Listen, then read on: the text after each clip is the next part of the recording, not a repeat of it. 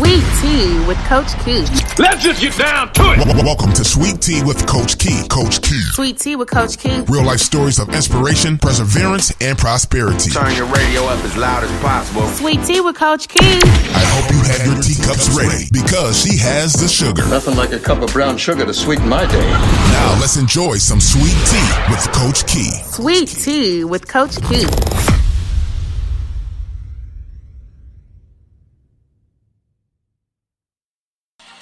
Welcome to this week's episode. I am so excited about this episode because I have been not only addressing this on my Instagram and my Facebook, but also my most recent YouTube video that I am to upload in like minutes. But and it's about dealing with how do you deal with your past. And how do you deal with forgiving yourself for your past? So, this is something that God has placed on my heart. And it's somebody, somewhere, I don't know who she is struggling with, dealing with guilt or heaviness from her past. And in my most recent YouTube video, I was talking about how I used to, it was a cycle for me. It was a cycle for me to struggle with what I was seeing, my reality, struggling with that, and then I would do things that would, you know, for the moment make me feel better. I would drink and I would act out in a way, and go to the club and hang out with people that I really didn't even really like, just to numb myself of the disappointment, the heartache, you know, the uncertainty in my life. And it was a cycle. And the name of this video on YouTube, I encourage you to check it out, because if it's not for you, it will definitely bless someone else. And it's titled Temporary Bandage, Long-Term Bondage. And me doing the same things over and over again, I was in bondage because that's all I knew. When Thursday night would come, every single Thursday night I was in the club. Between Thursday and Sunday, I was in the club every single week, and it did not produce anything beneficial to my life. The only thing, my intent was to go out and have a good time, like I was celebrating something, in which I had absolutely nothing to be celebrating. And after I got past that point, the guilt of it all the time wasted, the money wasted, my kids seeing me in that state, it did not make me feel good. So I had to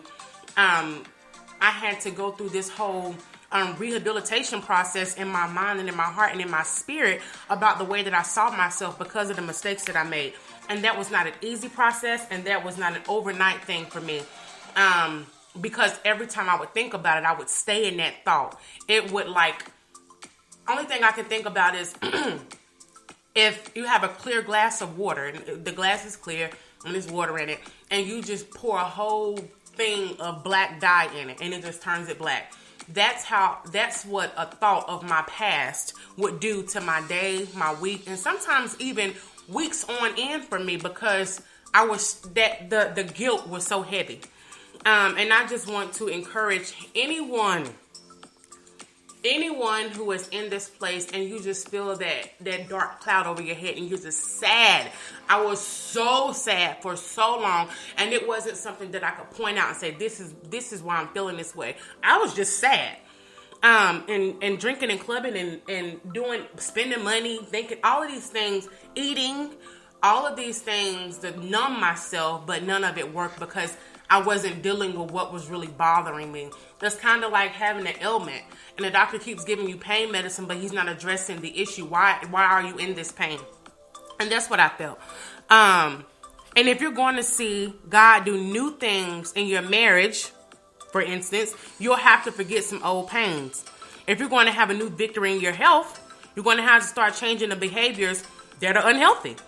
And if you're going to experience joy, new joy, you'll have to cast those old cares and anxieties on the Lord. And if you're going to go to a new level in God, you'll have to forgive the people who hurt you in your past. And one of the main people is yourself.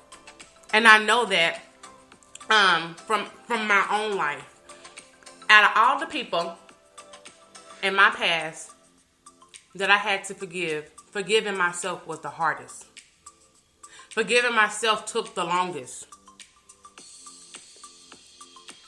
But it was also the most rewarding. Because I wake up with me every day.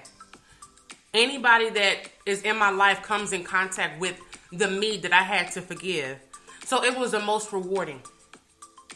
But I'm telling you, if you are finding yourself in a cycle of disappointment, shame, guilt, whatever it is that you've done. I remember times I would go out and I would drink so much, I would pretty much black out, because the next day I wouldn't remember anything that I did, anything that I said. People would tell me the stuff that I did. I'm like, no, I didn't. And I would never, ever, ever want to see a video of me doing anything, because it was like an out of box. Like, that's not me. I couldn't take it. But week after week, month after month, I just kept reliving it. It was a cycle until I decided to make the change that God was showing me that I needed to make a long time ago. And it wasn't that I was addicted. And if you hear thunder, it's a storm here today. It wasn't that I was addicted to the party life, alcohol, or anything like that. I wasn't addicted to it, and it wasn't solving a problem for me. It was a cycle. It was a cycle. I just kept doing what I knew to do. The only thing that I knew to do.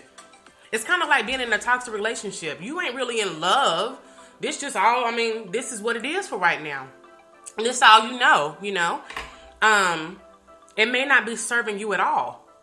But the time something better comes along, you're going to welcome it, because you know that you aren't being fulfilled in this situation. That was my situation. Thank God that I wasn't addicted. And thank God that today is a new day. And I can look back and bless someone else with my experience of just the cycle of not dealing with what is wrong, what is making you depressed, why are you in this depressed state, like what is going on, trying to put layers on temporary bandages, whether it's shopping, again, spending money, shopping, eating, going out, clubbing, whatever that is. I know what my thing was, and maybe your thing is different. But until you buckle down and deal with what it is that is truly removing you from the peace that God would have you have, it's going to continue. But you deserve to have that peace. You deserve to move past this place. And staying in your past and feeling guilty about stuff that you've done, that's not going to serve you. That's not going to serve anybody that's in your life. And you owe it to yourself to forgive yourself and create new habits and become a better version of yourself. I love you. Excuse me. I'm still sort of fighting this cold. If you listened to the podcast from last week, I was talking about this cold. I love you, and I hope that if you are needing some support in this area, that you will reach out. If you wish to reach out to me, you can find me on Instagram, Facebook, Coach Keisha Austin. Also, my email is support@CoachKeishaAustin.com.